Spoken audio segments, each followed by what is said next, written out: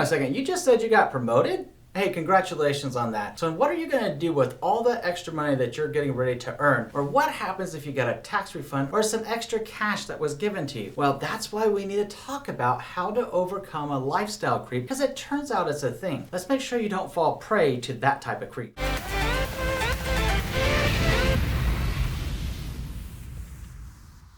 My name is Andrew Finney, and my passion is helping you make sense of real estate. If you need help finding a top agent near you, or if you simply want to drop me a line to say hello, my contact info is below. If you're new here, please go ahead and subscribe to this channel now and like this video. Thank you. All right, look, my friend, there's nothing wrong with spending some extra money when you're earning more money. It's only natural to want to take that vacation that's probably long past due for you, or to upgrade your phone, or maybe even get a new car. Where it starts becoming a problem is when we get in the habit of spending the extra money that we're now earning, as opposed to thinking through this logically. Now, living within our means, and even better yet, living below our means, is a very helpful thing to do. So when we start earning more money, one of the things that we could do that would be highly responsible is to take strides of paying off our debt and saving for our financial future into retirement. That being said, let's begin with what exactly is lifestyle creep. Investopedia tells us that lifestyle creep occurs when individual standard of living improves as the discretionary income rises and former luxuries become new necessities. The rise of discretionary income can happen either through an increase in income or decrease in cost. A hallmark of lifestyle creep is a change in thinking and behavior that sees spending on non-essential items as a right rather than a choice. This can be seen in the spending decision attitude of "you deserve it," rather than thinking of the opportunities that could result as saving money would provide. A way to fight lifestyle creep is by budgeting and discerning wants from needs when making purchases. Sometimes people might refer to lifestyle creep as lifestyle inflation. And look, it's okay that we want nicer things. It's okay to work up to that. After all, that's why we're busting our tailbone at work to make extra money, and we've been doing what we can to get ahead. At the same time, let's not get in the habit of thinking, oh, well, I'm gonna go buy that new Bentley because I deserve it and I can afford it. I'm gonna sell the house that I have now and go buy $1 million house because I deserve it. It's time for me to come home to my new $1 million home, driving my brand new Bentley. Well, doing that just tapped out your finances, and let me ask you a very real question. That question being, what happens if unfortunately you got sick? What happens if unfortunately you're not able to work anymore? What happens if something just goes completely awry and you lose that money that you're earning? These are the realities of lifestyle creep, and why it's best not to fall prey to this type of creep or this type of thought process of I deserve it, I get it because I earn it. It's okay to treat yourself. It's okay to embrace your success, but do so responsibly. So when we're talking about embracing your success and doing so responsibly, the first thing that we're going to want to do is to track your spending. When we track your spending, you'll know how you feel about your spending, and there's a very, very helpful app out there just made for this called Joy, which our website is linked down below, called findjoy.com, that actually tracks how do you feel about spending on a certain item. So you go to Starbucks, you buy yourself a latte. How do you feel about that? Okay, well, maybe you feel kind of indifferent about it. You're like, nah, I need a coffee, need to pick me up, doesn't cost much money, I'm happy about it. Now you go buy that Bentley on the other hand, how'd you feel about that? Well, initially you probably feel elated and excited, right? But when the realities of those payments kick in, how excited are you then? Same thing goes with that multi-million-dollar home. How are you feeling about it when you buy it? Probably going to change over time. Well, this app will help you track exactly how you feel with your thought process and your emotional state as you spend or save money. Now, notice the differences when you start saving money. How does that make you feel? Likely, the more money that you're able to save in your bank account and your retirement accounts is going to result in less anxiety, less stress, and more comfort and relaxation. Why is that for a moment? Because we as people like to feel secure. If we feel secure, then what happens as a result? We become calm, we become level-headed, and we're able to approach the world with full eyes open as opposed to hustling to make another dollar. We're able to stop and smell the roses to enjoy life. Which brings us to the third point, and that is to learn how to save your raises correctly. The best way that I know how to make this example for you is that as a United States Marine veteran, is I used to tell the Marines that I work with all the time, I say, look, when you get promoted, one of the best things that you can do is to take and look at the whole amount. For this example, let's just say it was a $100 pay boost, right? When you get a $100 pay boost, what should we do? Right off the top, we should take 50% of that and put it right into our retirement account and or savings accounts, right? But the other 50%, we should take 25% of that to pay off debt. And with the 25% that remains, or in this case, the $25, that's free to use for anything that you want to do in your lifestyle. So by virtue of looking at your pay raises and breaking it out as a whole, 50% goes to your retirement retirement or your savings account, 25% goes towards your debts, and 25% goes towards your new enjoyable lifestyle. You have made extremely wise use of 75% of that money, while the reality is that with the additional 25% is something that you did not have previously, so you've actually elevated the way that you live in your lifestyle enjoyment, while at the same time you're responsible. Think through that and please use that. The fourth thing is to keep your eyes on the prize. What is it that really gets you excited when you really think about it, other than all these small purchases that you can now make, or all this discretionary money you have to make discretionary purchases with now, or with all this extra income that you can now make all kinds of discretionary purchases with if you chose to do so? What really excites you? What really motivates you? Is it in fact getting a new home, or getting a nicer home, or moving to a different side of town that really gets you going and it's super exciting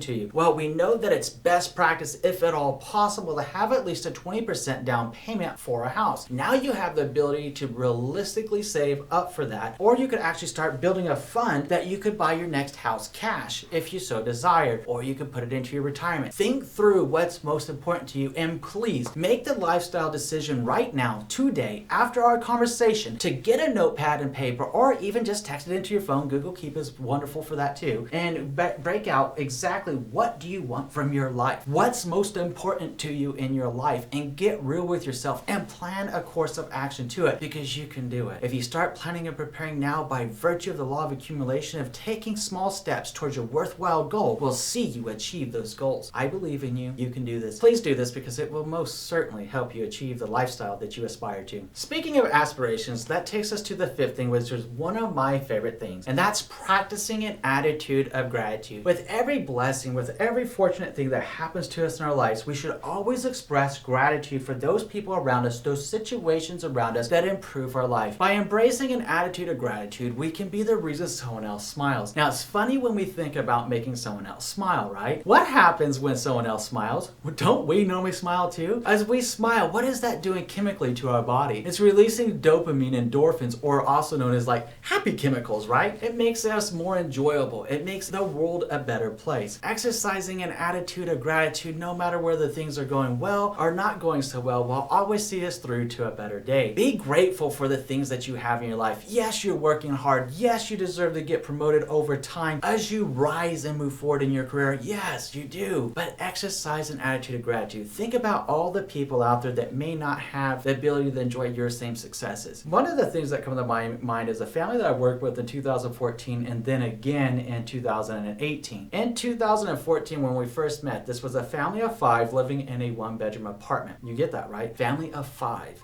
1-bedroom apartment for 19 years. It was absolutely flabbergasted to me. I was literally in tears listening to them talk on the phone, and when I met with the family, they were such a wonderful people, right? But here's the thing. One of the things I immediately noticed about this family is, despite their circumstances that many of us would probably consider impoverished in the United States, I mean, let's be honest, most of us would probably consider that poverty. What I noticed about this family is that they always were optimistic.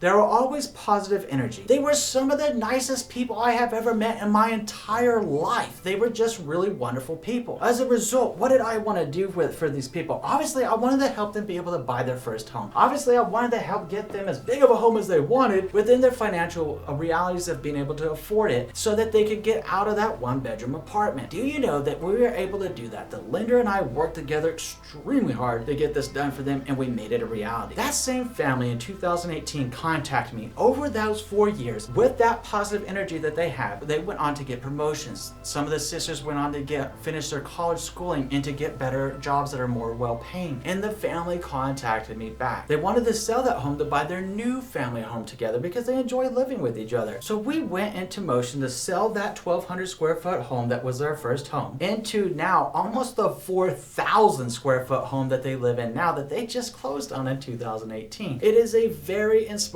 story, and one of the things that whenever I look at it, I'm just thinking, you know, good things truly do happen to good people. If only we will have an added gratitude when we have nothing. We should always maintain an added gratitude through the more things that we have in life. It should only make us more of a generous person, not a mean person. Too often people get more and more money, and what happens? They get to be ridiculously awful, mean, narcissistic, rude people, thinking that the reason they have more money is because they're better than somebody, when nothing could be further from the truth. They simply had the opportunities in their life that led up to that occasion. And yes, but they would have had to have some amount of skill. But what happens if they just won a lottery? Did they deserve that? No. What happens if they were born into that family? Dumb random luck, depending on how you look at that. But at the end of the day, here's another interesting observation. Anybody I have ever met that is a self-made millionaire or self-made billionaire, or just simply extremely well-to-do and comfortable in life financially, they all share a common denominator of an attitude of gratitude because they're self-made. You know, whenever I work with these families, it's always putting into focus exactly the different socioeconomic strata throughout the country, from the clients that I have that are multimillionaires to the clients that I work with that earn less than the median income for the city. You know, I work with a lot of different types of people because I'm looking at the person and I'm thinking to myself, you know, I've been all around in finances, up, down, easy come, easy go, all the way from being completely knocked out to all the way of having a stable income, then being knocked down by bankruptcy, then getting back up to achieve financial greatness. Having an attitude of gratitude at your core will help you succeed. Okay, we could go on for years about the virtues of positive thinking and having a strong mindset. But for now, let's talk about 4 budgeting apps you need in your life and 19 tips to save new homeowners money. Looking forward to our next conversation. We'll see you in a few.